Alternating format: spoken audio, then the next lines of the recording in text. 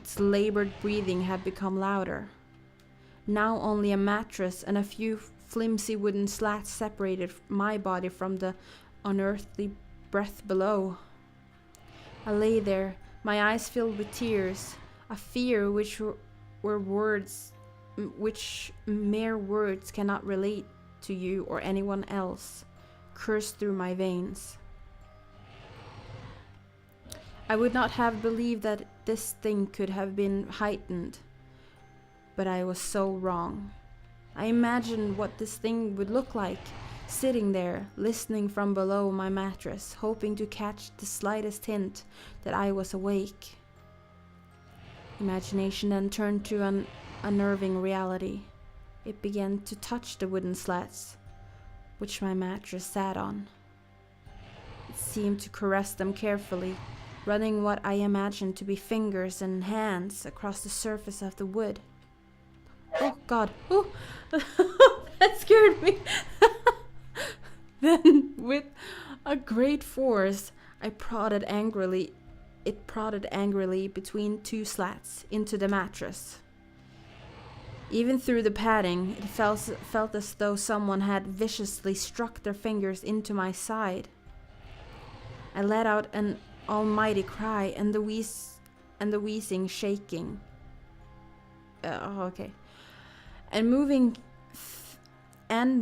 thing in the bunk below replied in kind by violently vibrating the bunk as it had done the night before.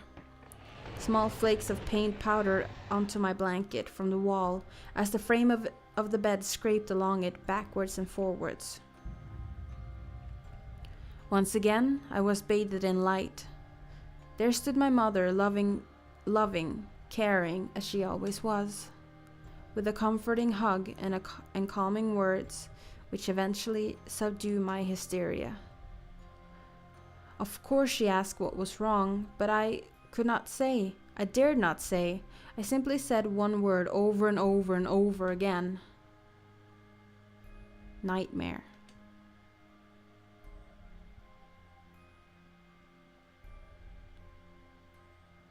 This pattern of events continued for weeks, if not months. Night after night, I would awaken to the sound of rustling sheets. Each time, I would scream so as to not provide this abomination with time to prod and feel for me. With each cry, the bed would shake violently, stopping with the arrival of my mother, who would spend the rest of the night in the bottom bunk, seemingly unaware of the sinister force torturing her son nightly. Along the way, I managed to fight illness a few times and come up with other less than truthful reasons for sleeping in my parents' bed. But more often than not, I would be alone for the first few hours of each night in that place. The room where the light from outside did not sit right, alone with that thing. With time, you can become desensitized to almost anything, no matter how horrific. I had come to realize that for whatever reason, this thing could not harm me when my mother was present. I am sure the same would have been said for my father, but as loving as he was, waking him from sleep was almost impossible. Waking me, on the other hand, was no trouble at all, thanks to the nightmares.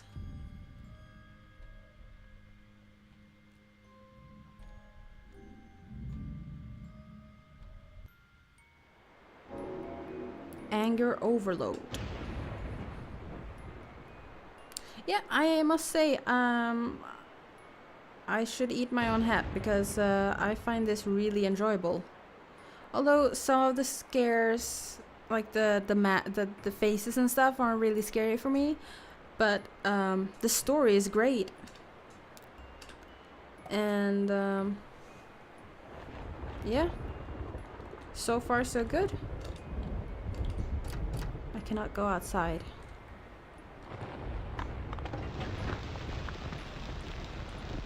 What happened? Earthquake?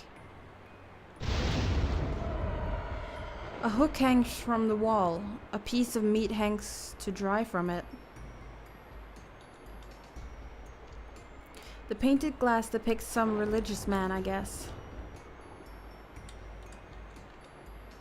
Yeah, it's just the same here. What is this? Oh, can I not stand right in front of it?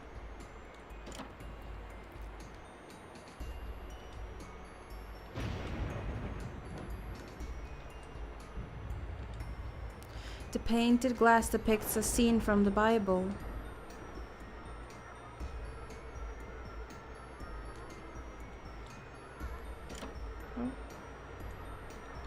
Oh, that's the door. I see. I couldn't see what it was first. Ugh.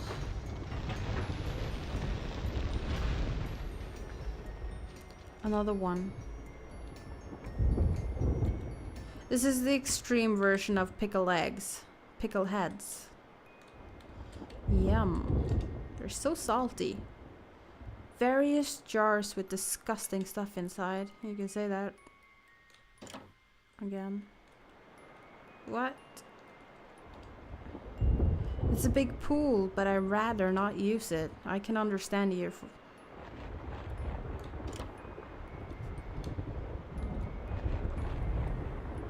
What?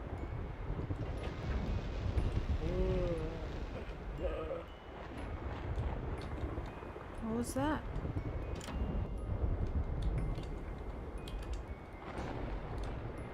Oh, are those animals? No more of that, thank you. Locked in.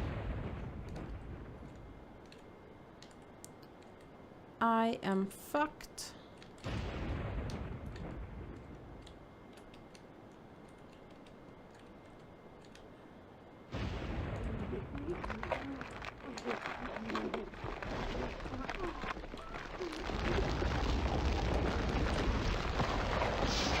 Oh, I'm getting crushed.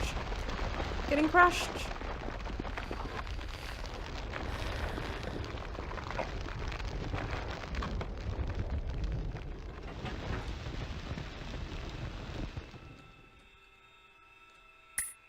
Ugh.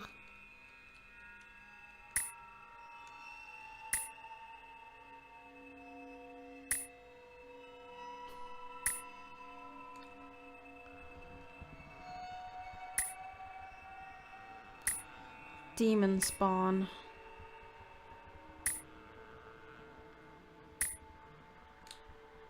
Imagine having those nutcrackers for Christmas.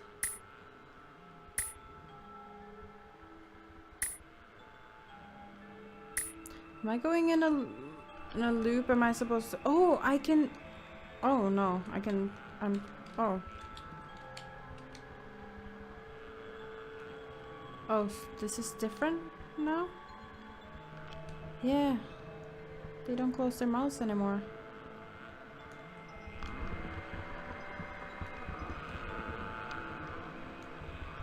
And the noise grows more intense.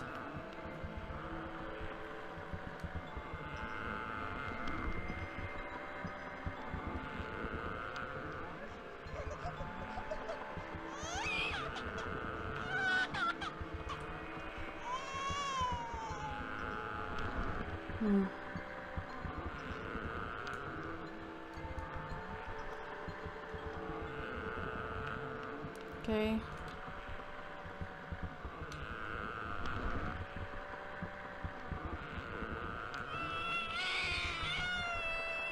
Baby cries. Am I doing something wrong here? I don't think I am. I think I'm supposed to listen to the sound.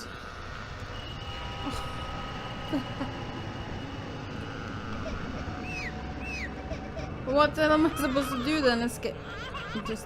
I'm just supposed to die. What the hell?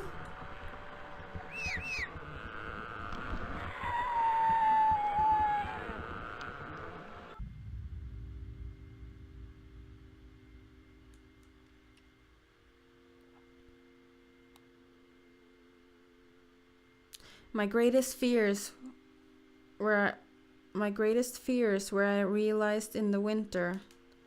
The days grew short, and the longer nights merely provided this wretch with some more opportunities. It was a difficult time for my family. My grandmother, a wonderfully kind and gentle woman, had deteriorated greatly since the death of my grandfather. My mother was trying her best to keep her in the community as long as possible. However, dementia is a cruel and degenerative illness, robbing a person of their memories one day at a time. Soon she recognized none of us, and it became clear that she would need to be moved from her house to a nursing home. Before she could be moved, my grandmother had a particularly difficult few nights, and my mother decided that she would stay with her.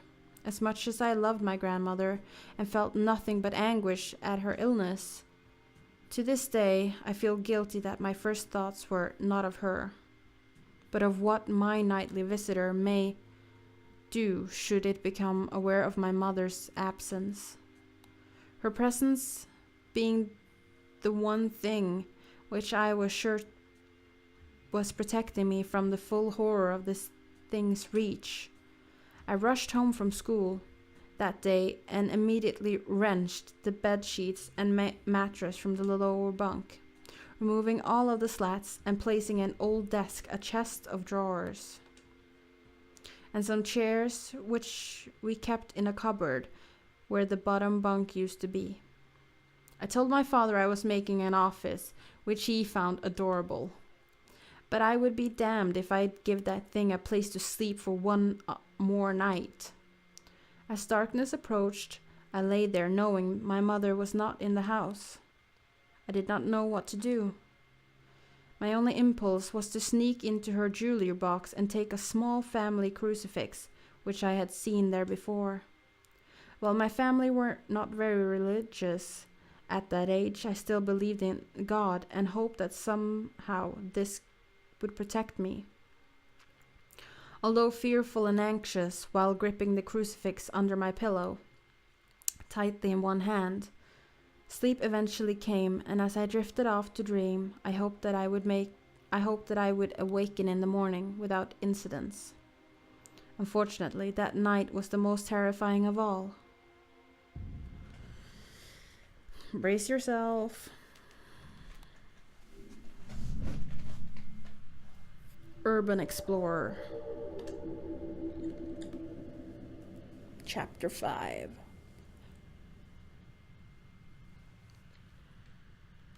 Yeah, save.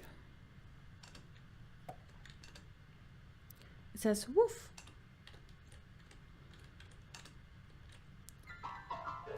I thought it was gonna play like some honky-tonk music here. No. None of that.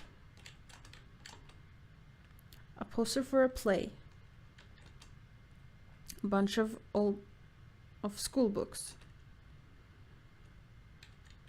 That makes sense. The feeling that something's evading your privacy, even without ill will, is still disturbing. I can imagine so, but I think it would be even worse if it had those made those kind of noises and looked like that. You are good. You are. Good. Can I look at the woman? No. Okay, more school books. I don't think there's... No, there's nowhere for me to walk in here. I don't think. Even if you don't know why they're there, you could hold the greatest amount of fear for them. Could indeed. A bathtub? A bathtub in the middle of the classroom. That seems disturbing. An old picture of what seems to be a religious man and a woman. It's a triceratops. Triceratops. Stack of comic books. I'm not gonna check that again. Oh. The sounds of screams are awful. They're even worse when they're your own. Oh, I should have checked downstairs first. I'm gonna follow him and see what happens.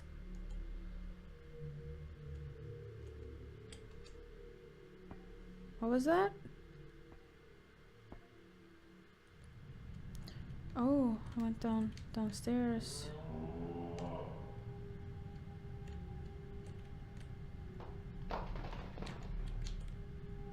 When in doubt, go to the left. That's what my mama taught me.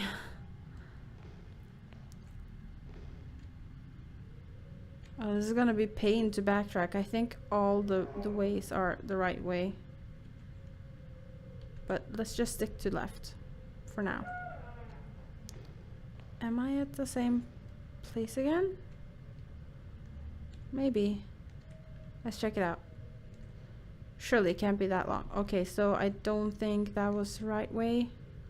Let's try this way.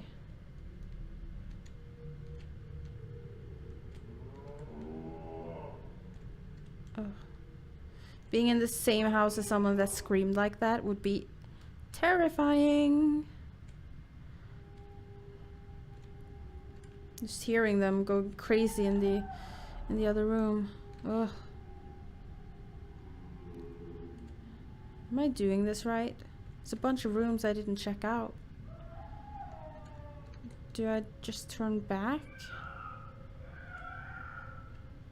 Let's try this one more time. Oh no, I came. Oh, I think I skipped a bunch of stuff. Oh dear, it's Troll 2. Or Rosemary's Baby. With a child.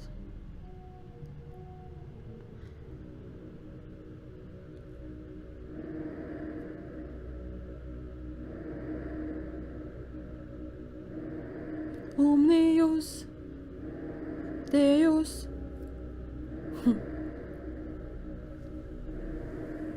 Moving closer. Maybe the child is being possessed.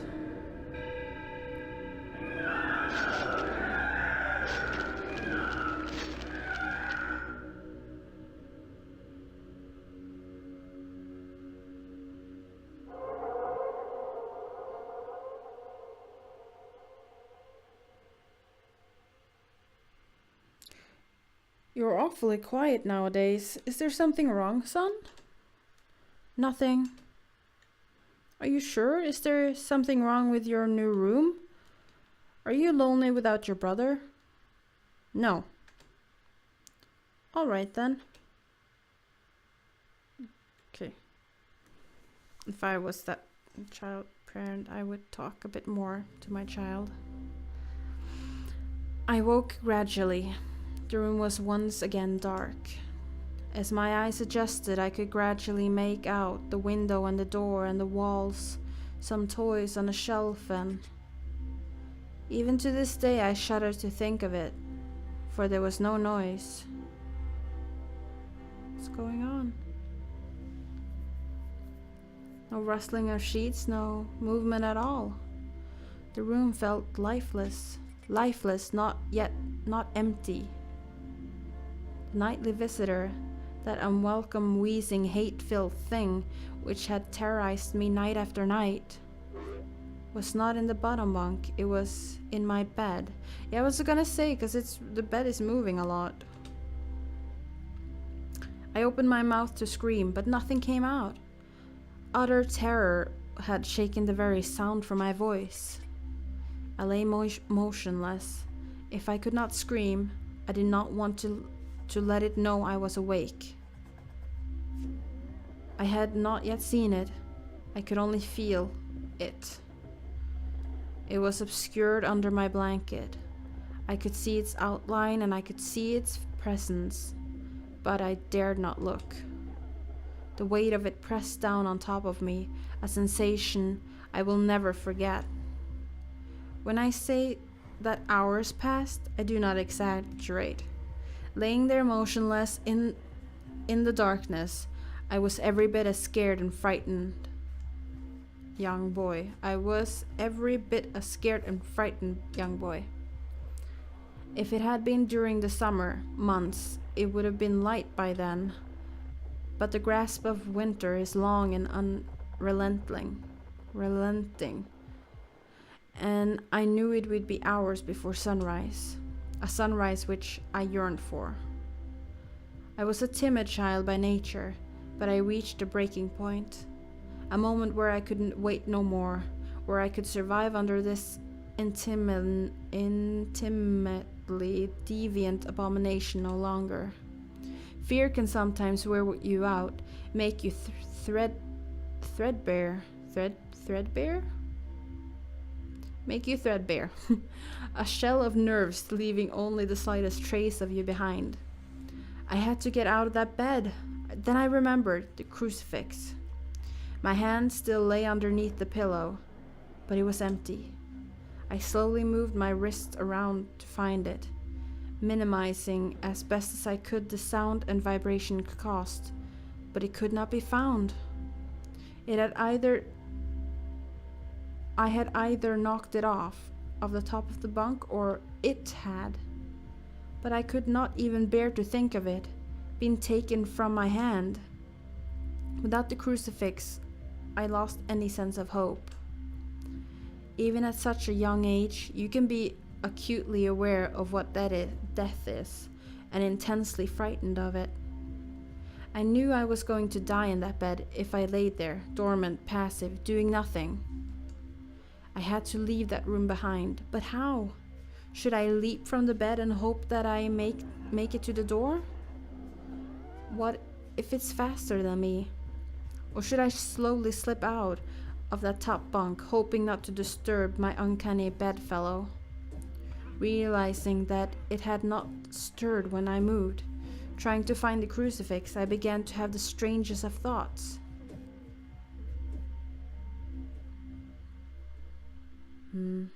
Tough decision.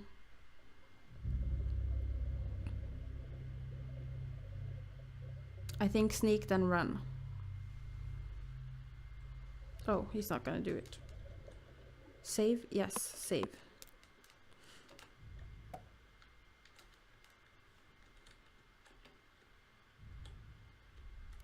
He's a fish.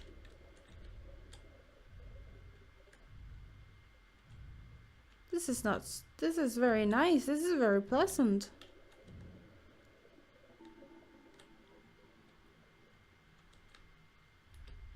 He can't talk with anything. Can he talk with the fish? No.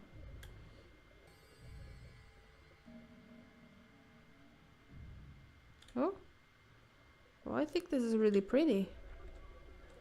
And then we meet something horrible. This I cannot move past. Well, why could I move past this and not this? Cannot go down there. Oh, can I press it? Oh, am I supposed to go inside?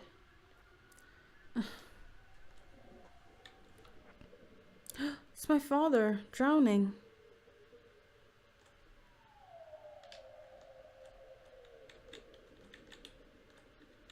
Oh.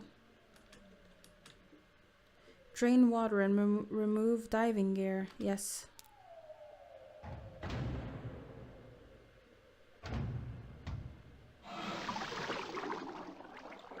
Oh, so he was... I thought he was a fish.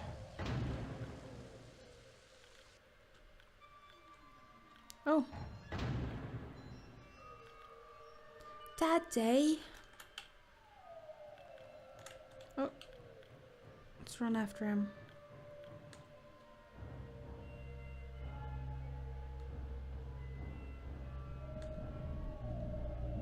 There he is. But where's the water? What is happening? I can't do anything. Is this supposed to happen? Is he waving? That hole seemed very ominous.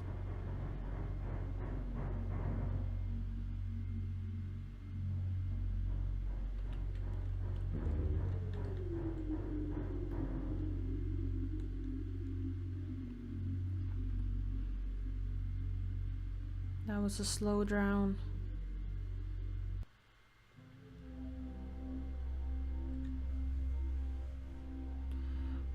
What if it was asleep? It hadn't so much as breathed since I had woken up. Perhaps it was still resting, believing that it had finally got me, that I was finally in its grasp. Or perhaps it was toying with me. After all, it had been doing that just for countless nights.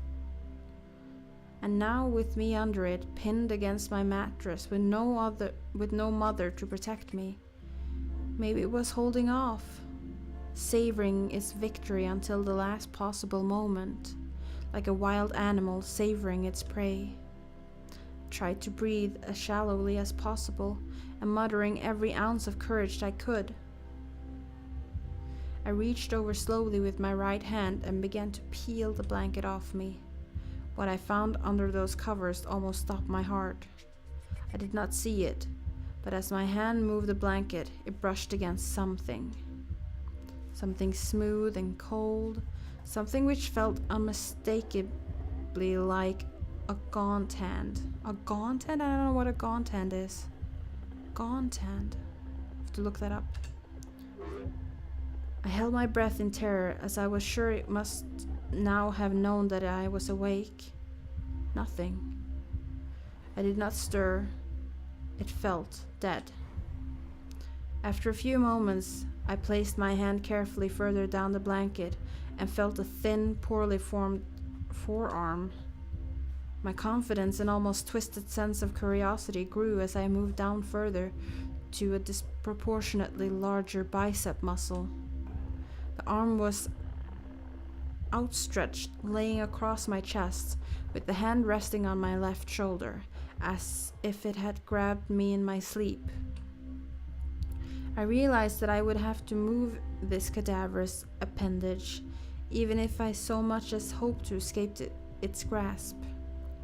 For some reason, the feeling of torn, ragged clothing on the shoulder of this night-time invader stopped me in my tracks. Fear once again swelled in my stomach and in my chest as I recoiled my hand in disgust at the touch of straggled, oily hair. Ugh. I could not bring myself to touch his face, although I wonder to this very day what it would have felt like. Dear God, it moved.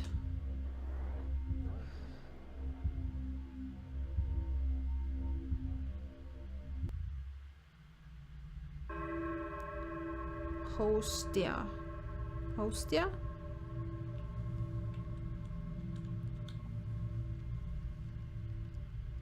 Save yes. Oh. Oh, this is enormous.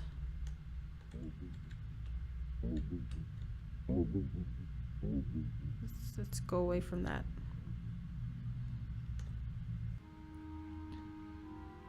Ew. Let's go inside. Straight inside. Eyeballs and jellyfish.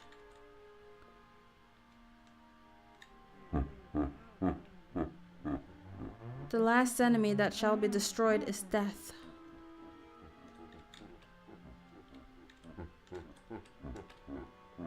Okay. Kinda makes sense. I guess. In a weird way? I don't know. Ugh, what is that?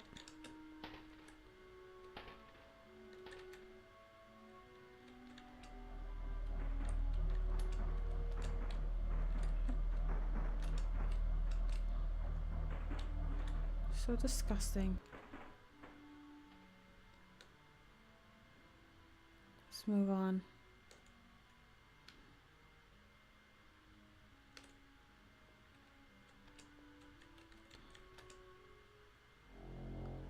And having once chosen, never to seek to return to the crossroads of that decision. For even if one chooses wrongly, the choice cannot be unmade. What does that mean? Or, well, I understood what it meant, but I cannot walk over there. Cannot choose. Choose between the lovelier sister. Oh, this is blocking my way, is it? So it's only one way to go. Oh. So do I choose now? I can't.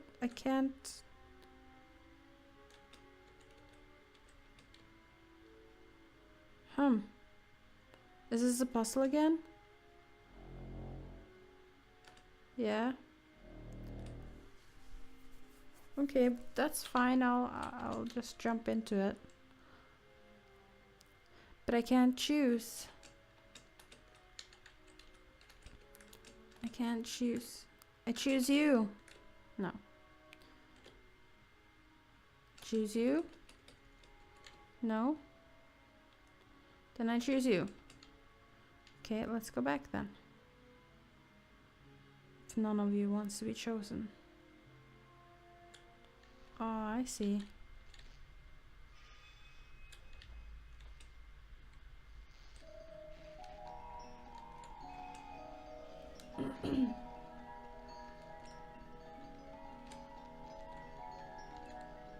Whoa.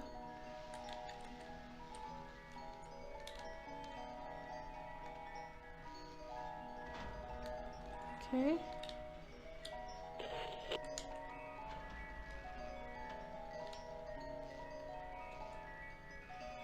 Is it filling the room with disgusting red material? Maybe oh. I think I was just supposed to wait.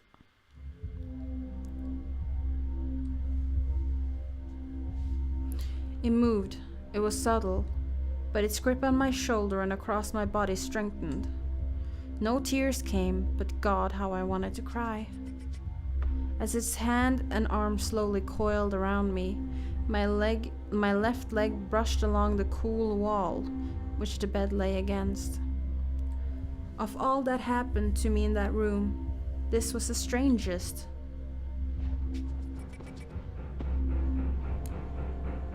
I realized that this clutching, rancid thing which drew great delight from violating a young boy's bed was not entirely on top of me.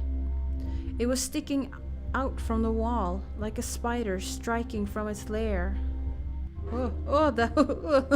Suddenly, its grip moved from a slow tightening to a sudden squeeze. It pulled and clawed at my clothes, as if frightened that the opportunity would soon pass.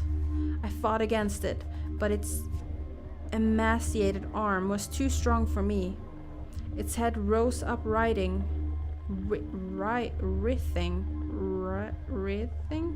I don't know how to pronounce that, and contorting under the blanket. I now realized where it was taking me, into the wall. I fought for my dear life. I cried, and suddenly my voice turned to me, yelling, screaming, but no one came. Then I realized why it was so eager to suddenly strike, why this thing had to have me now. Through my window, that window which seemed to represent so much malice from outside, streaked hope, the first rays of sunshine. It struggled to further, knowing that if it could just hold on, it would soon be gone.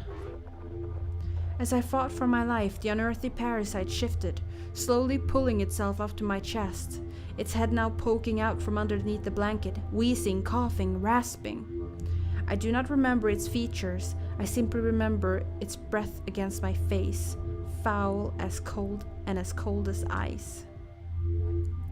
As the sun broke over the horizon, that dark place, that suffocating room of contempt, was washed, bathed in sunlight. I passed out as its scrawny fingers encircled my neck, squeezing the very life from me.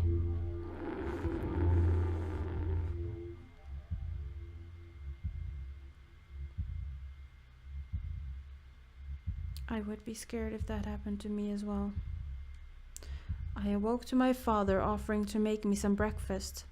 A wonderful sight indeed. I had survived the most horrible experience of my life until then, and now I moved the bed away from the wall, leaving behind the furniture I had believed would stop that thing from taking a bed. Little did I think that it would try to take mine and me. Weeks passed without incident, yet on one cold, frostbitten night, I awoke to the sound of the furniture where the bunk beds used to be, vibrating violently. I lay there, sure I could hear a distant wheezing coming from deep within the wall, finally fading into the distance. The following year, I was given a larger room on the other side of the house, and my parents took that room as their bedroom. They said they didn't need a large room, just one big enough for a bed and a few things. They lasted 10 days. We moved on the 11th.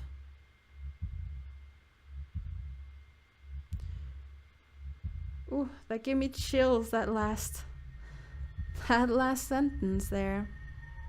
Wow. I'm quite impressed. I'm really impressed, actually.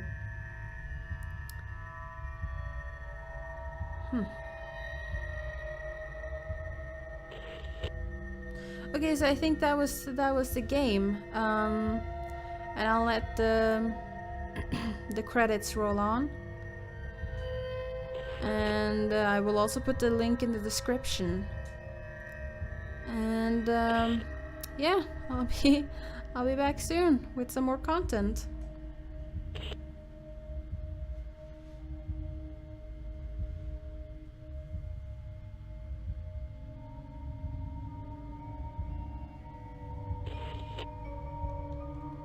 Oh, okay.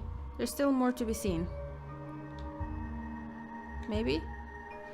No.